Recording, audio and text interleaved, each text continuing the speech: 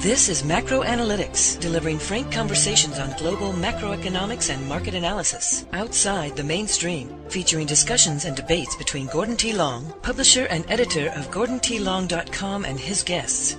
The content of this discussion is strictly the opinion of the participants. It is in no way a solicitation for business, nor is it to be considered investment advice of any sort. Always consult a registered investment advisor before making any investment decision.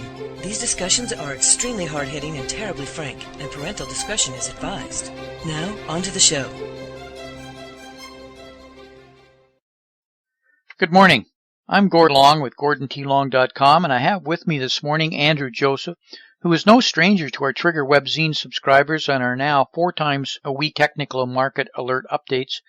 Andrew is principal of GoldenPhi, publisher of the Triggers Media Publications, Inc., and editor of the Triggers Webzine and website. Good morning, Andrew. Good morning, Gordon. Thanks for having me. Well, I hope you've had a good summer. Yeah, it went by too quick, but it was good.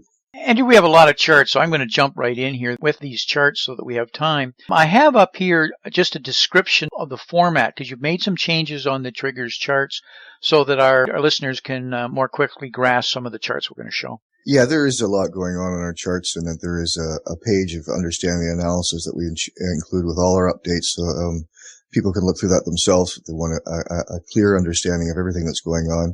One of the things they need to focus on as we go through today are the arrows that they'll see throughout.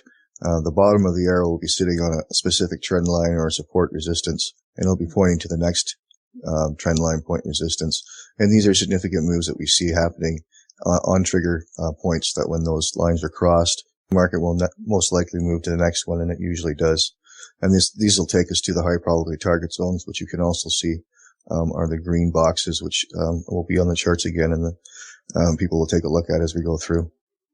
Andrew, I have up the high probability trading zone, just methodology performance. I think it's really important for the first time listeners to understand that you're not predicting a directional bias of which way it's going, whether up or down, but in fact, when it does hit the trigger, where it's going to. Could you explain that to our listeners? Yeah, exactly, Gordon. The targets are actually located above and below the market at any given time. And then when it breaks through a significant trigger, either up or down, I don't say, we may have a bias, or we may guess what we think, some kind of educated guess where it's going to go. But ultimately, the whole point of the methodology is that we don't know, and we're waiting for a technical to break. So this is a no bias, pure technical trading methodology. And that's why we have an up and down target, so that when one of the up or the down breaks, when the trigger does break, then the market moves to the high probability target zone. And I've been getting some pretty good accurate results for this, 80 to 90%, that when these triggers break, that the market has been moving to the targets we're choosing. We're going to talk a little bit more later after we go through the charts just on what the results have been. I have the first one up I believe you wanted to talk about this morning was on currencies and currency crosses, which are a key part of the drivers of the market right now. Yes, this is our plan 3, and we have the U.S. dollar, the Euro Japan cross, and the Euro U.S. dollar cross. And this is twice a week in the mornings. As you'll see, there's a weekly and a daily and an hourly for these. And we believe that these 3 currencies, if you're following these, you can pretty much follow everything else that's going on in the market, because these are driving things. So what we'll do here this morning is go through these currency drivers, which is basically centered, Andrew, out of the Japanese carry trade, whether it's going to Europe and the repatriation from emerging markets and therefore right through to the U.S. dollar and the treasuries. But this is the 800-pound gorilla driving the market. And then we'll talk about the S&P, and then we'll talk about gold here this morning, right? Yes. Yeah, I brought those with us too. We did an update in July, and so I wanted to come back to that and see how we were looking at for the S&P and the gold that we were talking about before. So we'll show the relationship here between them and why it's so important to understand it. I noticed too, Andrew, that you've added the macro drivers and the triggers here to this particular chart. Yes, our updates now every morning that we put them out have from you the macro drivers and the macro triggers, and maybe you want to talk to us about what those are for. Besides the technical charts, and we were quite clear here, we don't try and put a bias in. We're really trying to call a high probability trading zone. From the drivers, from the macroeconomic standpoint, we can identify what the drivers are. In this case, it's currencies right now, and they change, they shift. and what we think the trigger will be within them. And they get into whether it's an FOMC meeting, an election in Germany, whether in fact it's emerging markets in the Fragile Five that are breaking down. And what that means is it really starts to isolate what we think the bias will be, that based on the yen weakening, and that's going to accelerate, that the market's going to move up or the market's going to move down. That's our opinion from the macro, but that's a bias, if you would. But that allows you to identify when it starts to move through the trigger, that therefore it's going to the high probabilities trading zone. But the drivers and the triggers allows you to really finesse what the trigger is that's being broken. For sure, they're connected, and we never really know exactly what's going to break. But usually the trigger, as you say, on the macro level will be an event that's happening, and it will make the market move, whether it is an announcement of some sort. And even if we don't know exactly how it's going to move the market, it surprises. You'd think sometimes the information's positive, so it's going to be a positive move in the market, but it's not. But we know that it will move the market, and so when that macro trigger comes through, and then we watch the technical triggers and see what's going on. I have your weekly of the U.S. dollar up now. Yeah, I just brought the long term so we can get some perspective when we drill down into the daily. We can see where the market's been moving in a sideways consolidation for quite some time now. And if you could look at the purple channel that I have there in the middle, going back several years, more recently, we've been in a sideways consolidation for several weeks. And on the more recent, we can looking there, we're looking at two significant triggers lines on the chart. If you look at the inlay, there's a green supporting, that's part of a channel, a larger channel, and another darker green above that's been holding it. Either one of these breaks, and we've got to move in the market probably to either upper or lower purple channel. As you can see, those are the next significant market. The point of coming down with the daily, and what I really wanted to emphasize was our ellipse pattern that we're seeing here. There's a chance that this is what's going on, and if so, the market will lift and go up as we see it's dropped to the left. If that doesn't happen, then obviously if the green breaks, we're gonna come down. And I'm just watching this now, and I wanted to point out that the pattern was there. And if we start to see a curvature on the right and it starts to lift, then most likely it will continue to do so as it did on the left. But if we don't see that curvature and the green support breaks, then we're probably going down to the purple channel. This is what the technicals are saying at the moment. And if we look at the W%R, it's actually saying there's some negative pressure on the market. So that's leaning to a negative bias.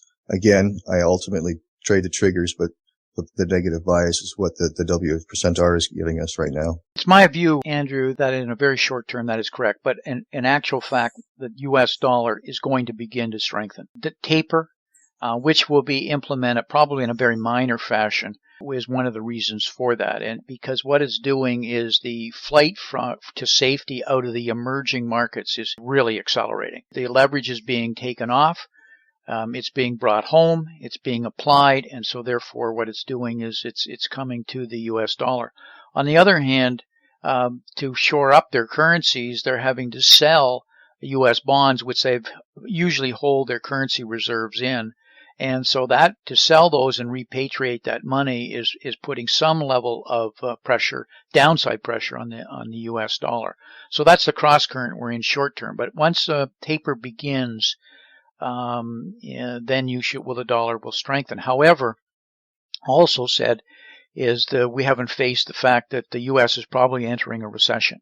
And that'll be another frightening part, which the Fed will react to, and that may change their position on taper, especially as we appoint a new Fed chairman. So a lot of things to watch very closely. You may notice that I have them split into two, and the reason for that is so that they're a little easier to read. There's a lot going on.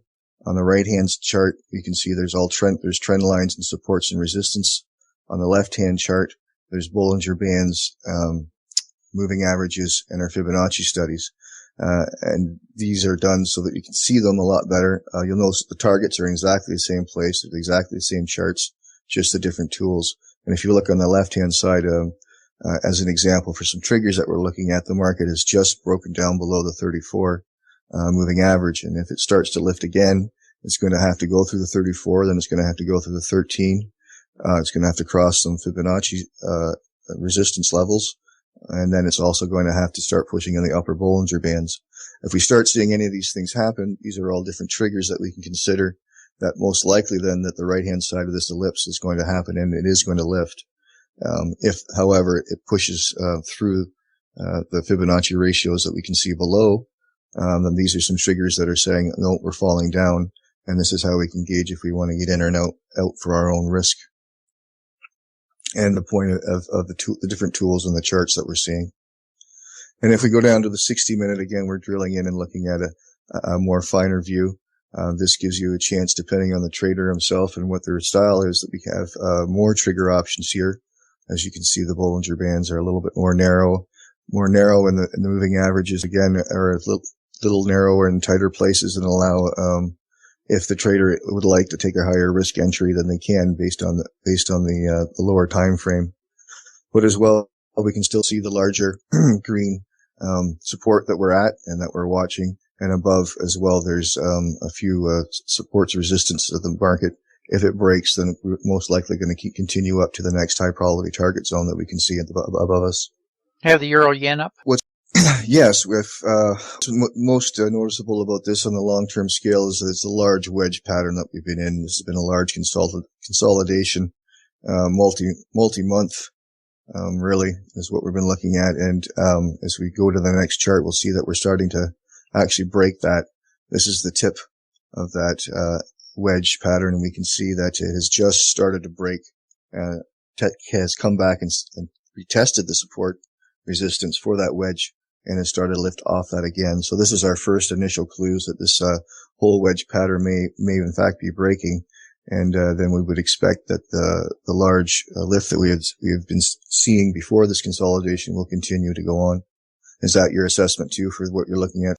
Yeah, what's going on here is two things. From a driver's standpoint, it's the weakening of the yen, which has been in free fall, and by design, by intent of the Japanese government, and specifically the whole process of Abenomics with the Shinzo Abe, the new prime minister of Japan.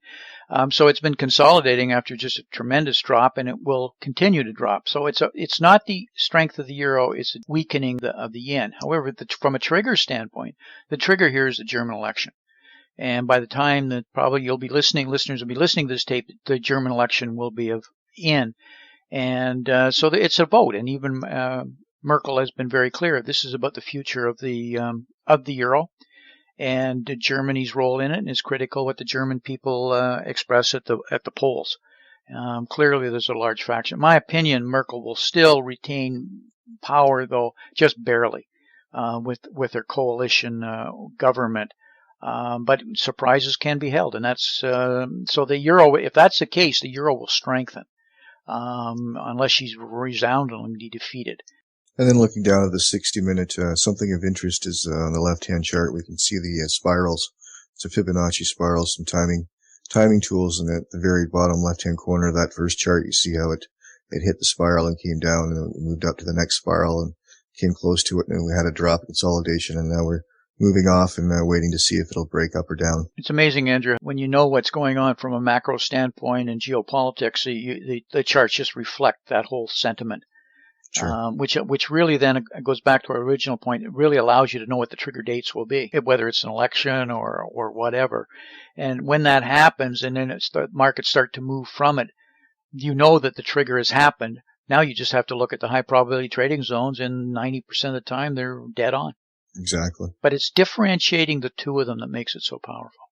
Without trying to have a bias. It's waiting until it happens, knowing why that's the event, and then because the computers then take over effectively is what happens. For sure. And then they push the trigger and they show you what it's going to be. And that should be corresponding, as you say, with a macro event. And when they are, that increases your whole understanding and probability of your trade is going to be correct. To know what you're watching for, what that trigger date will be or event will be as you're watching it. And so you know it's unfolded. You may not call it correctly, what you think is going to happen on that date or that event, but it's like the election. But once it's over and the reaction is there, you'll know immediately which way the market's moving. But now you look and say, well, where's it going? And there it is. And it usually happens pretty quickly after those events. But there's still opportunities. There's still opportunities to take advantage of it if you're a trader. We're looking at the Euro-US cross now on the weekly. we can see that 2 is in a large wedge, and then a fractal into a smaller wedge. That is coming close to breaking as well too. It hasn't yet, but it's slowly starting to.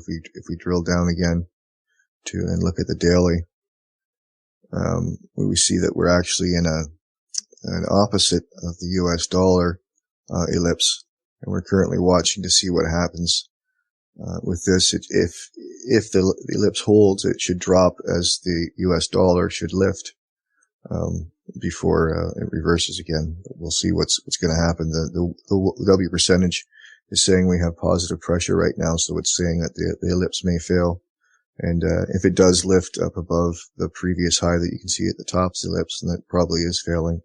But again, if it starts to fall down, we got the moving averages that it has to come through, and if it starts to show a curvature as it comes down, then most likely the ellipse is holding, and we can expect it to fall down quite a bit. Looking at the 60-minute, we can see that how the ellipse is drawn. We're just at the edge of that. There could be a lot of different reasons. This could be a little bit of a throw over, or it could just be me not quite fitting the ellipse properly. Again, the tells will be the triggers as the market moves. If we break the previous high that we had, or if we see it start to break out. The channel that it's in right now is a great trigger. If we fall below that channel again, it's a good chance that the ellipse is intact and we're going to fall significantly from there. Otherwise, the channel will hold and will move up, continue to move up. And again, that'll be obvious as the market moves. This is an update of our weekly. Of the S&P. We were talking about this back in July, and I just wanted to bring some more charts, just to update from what we were talking about before. You can see on the inlay here, there's 2 big humps, and we're starting the third. And those 2, if the next leg of this third hump is the same as the first 2 legs, it'll push us up to very close into that green hyperbolic probability target that you can see at the top of the inlay, and pretty close to the red channel top as well. Coming down into the daily, I brought a little bit more. This is the whole page from the update, and the point of that was, if you look into the bottom inlay on the right, that was the analysis we had given back on September 5th, looking for that if the market continued to lift and break, we had a couple high probability targets that it would most likely lift through.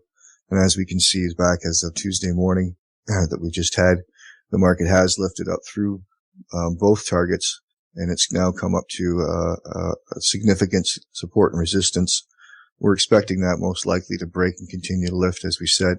But surprises happen. If it doesn't and it reverses, we have triggers there in place that as the market starts to reverse will take us back down to the middle red line again.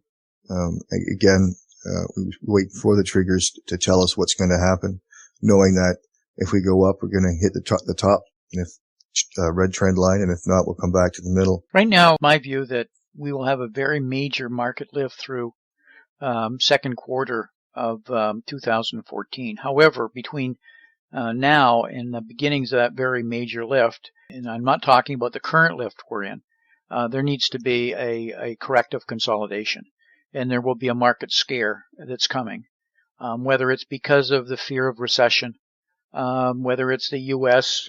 Deficit cap, debt ceiling cap, any number of events could trigger it. There will be a correction, a fairly serious one, but there's still, in my opinion, one more major lift up, wave up, which is borders on, frankly, what I'll refer to as a crack up boom. It's going to be interesting to see how this current lift plays out, Gordon. If you look at the left-hand side of the chart there, you can see the lift, and that's actually the second hump, as I was referring to in the weekly chart. But if we get that again, another hump, exactly the same lift as the first 2, then we're actually going to break that red channel top, and it's going to go up another 20 or 30 points above that if it's the same size. So we'll see. And if it doesn't do that, then it means that the market's starting to contract, and it's going to be a smaller hump as I'm describing them, in which case we can start to look for a top being put in. Exactly. Here's our gold that we were looking at. We've been watching and expecting some time to be putting in consolidation. We've had a bit of a lift in gold, but it has pulled back, and it is turning out to be a consolidation move. And so we've been waiting for more time. I'm still expecting most likely to come down and hit that red bottom Fibonacci circle that we haven't hit yet. It came just shy, but you'll notice that it curves to the right, and we only need to come down. We don't need to make another new low. We just need to come back to the cash cost of around 1100, and at that time it'll hit the red Fibonacci circle because it curves, whereas before, the first time it dropped, it didn't quite.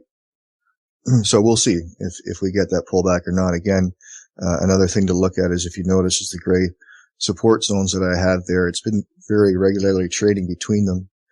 We moved up to the last, where we just dropped from a gray support, and we've just moved down into one. If this breaks again, we'll probably move down into the next one. If we get a lift here, then we'll move back up to the one that's above it. And this has been happening pretty regularly, very much like the Fibonacci circles that have been going on. Here we look at the gold daily. What could potentially be going on here is, you'll notice that I have a blue highlighted T's running through the middle of the chart on the right-hand side. And what those are actually identifying is potential gone targets.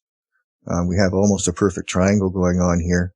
And if you look at the very first from the top down, T in the middle, if we get the target on the right is exactly time and distance from the target on the left, from the middle of the chart at the top. And if we drop down to the bottom, again, you can see that the target on the left and the target on the right are exactly the same price and time distance from the middle again. So this is, again, something to look for, gone targets. We'll see if they play out or not. Again, I follow the triggers to get to them. We're currently in a support zone. If that breaks, then we most likely are going to fall down into the gone target and the next gray support zone. And then if that one breaks, most likely again we'll fall into the bottom target. If not, we'll break out of the triangle formation that you can see there, and the market's going to lift again into the next high probability target zones. Gold in the 60-minute, we've just been in a downward trend that you can look at. Again, this is a more finer view. You can see the blue box where the gone target that I was talking about, and the gray zone that we need to break to get down to that. And if it does break, we'll most likely hit our target. If it doesn't, then we have another target above that market's going to be moving to. We mentioned earlier we're going to touch base with the results that you've been getting with the high probability trading zones. Yeah, throughout all these charts, we might have noticed all these little green boxes of me talking about high probability target zones. And what am I doing is identifying places in both price and time as to where the market's going to move to when it breaks, either up or down. I never really know for sure, and we have bias, as we've been talking about. But the point is to use the technical triggers and not have a bias and trade exactly what the market does. And so when the market does break a trigger and move towards an identified zone where I believe the target is, around 82 to 90% chances of what we're looking at right now. And the difference between those two numbers is that the 82% is when the market moves into exactly into the high probability target zone that I had identified for both price and time. That goes up to 90% if you want to give me a bar or two leeway on time on either side of that target zone. So it didn't technically run into exactly as I predicted, but it was a bar or two either before or after, so it was still tradable and close enough for as far as anybody's concerned for hitting where we thought the market would go. And then looking at it that way, we got a 90% average for the market going to where we say it is. And this is all technical probabilities. And by that I mean we're using several different techniques, actually common basic techniques. There's just channels, moving averages, Bollinger Bands, Fibonacci ratios, extensions. But when you start overlaying them, they start to point to different areas as to where the market will most likely move to. And as I'm showing, this is exactly what happens for whatever reason, but this is what's going on. Well, the reason is, Andrew, the mass amount of computer-driven trading that is now going on, and they all basically use about 7 to 9 foundations of you were just mentioning, Elliott Wave, Gone, channels, Fibonacci's, etc. Now, they all use them differently. But once they start to move in a direction, they self-feed. They migrate like a magnet right to a specific set of points, and that's what you're identifying. As powerful as the high probability trading zones are, is overlaying the macroeconomics that are going on, because it tells you, it gives you a bias, whether it's up or down, but you don't trade that. What it does do is it gives you a trigger event, a macroeconomic point that you need to be watching. And as I mentioned earlier, whether it's an election, whether it's an FOMC meeting, what Congress's vote, these things become evident at the time when the market will suddenly move. But if you know and you can see them in the charts, that's what you look for, the trigger. Then the market reacts. And it may react differently than you're going to expect. It may go down when the bias you thought was going to say based on that it would go up. But you know the trigger has happened. Therefore, then you can look at the high probability trading zones. Then you can start to make some decisions based on all of your other analysis that you do. The macro that you provide gives us a context for the charts that we're doing here, and the two of them, once they're overlaid, and you have the macro event and then the obvious trigger on the technical. When the two of them are coincide, as you're saying, then you know what's going on. Even if you don't know the direction, you know it's happened and it is moving. Andrew, can you tell our listeners how they could learn more about triggers, the work you're doing, and some of your trial offers that you have? Yeah, I offer a public edition of our monthly magazine for anybody who's interested in getting their feet wet in what we're doing. I'm actually trying to build that as a standalone. The difference being our subscribers get all your work if people want to look more in depth at that, and that's a full market report. But otherwise, the public version, we're trying to include some more articles and different things for people to look through, so that to keep them coming back and taking a look at what we're doing. As well, during the week, I offer charting for anybody who is looking for more specific information on different instruments and wants a more in-depth view. If maybe they're doing some more intraday trading, and want some high probability target zones during the month. We have charts on a Tuesday to Friday morning basis for updates if they're interested in that. And everything, all this can be found at this website at triggers.ca.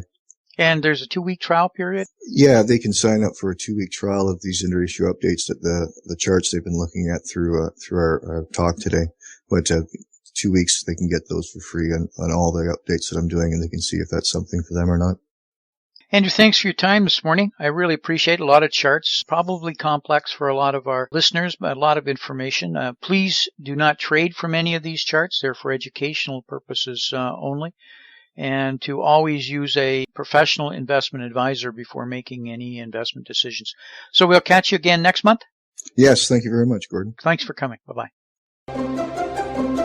This has been Gordon T. Long, editor and publisher of GordonTLong.com. New recordings are posted regularly and can be found at GordonTLong.com. New show notifications are available through RSS feed, iTunes, and other social networking venues at GordonTLong.com.